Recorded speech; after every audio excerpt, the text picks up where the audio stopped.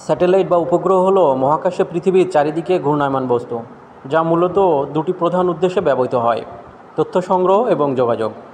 Satellite বা উপগ্রহ পৃথিবীর এক প্রান্ত থেকে অন্য প্রান্তে ভয়েস ডেটা এবং ভিডিও সিগন্যাল পাঠাতে এবং গ্রহণ করতে ব্যবহৃত হয়। এই কাজে তারা ট্রান্সপন্ডার নামক যন্ত্র ব্যবহার করে, যা সিগন্যাল গ্রহণ করে এবং এটিকে আরও শক্তিশালী করে অন্য প্রান্তে পাঠায়।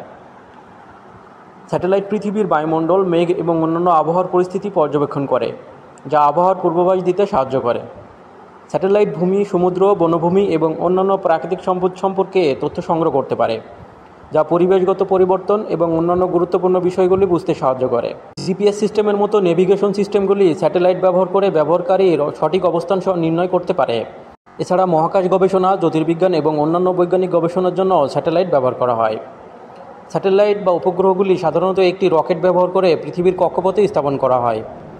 কক্ষপথে একবার স্থাপন করার পর তারা পৃথিবীর চারপাশে ঘোরে এবং তাদের কাজ সম্পন্ন করে।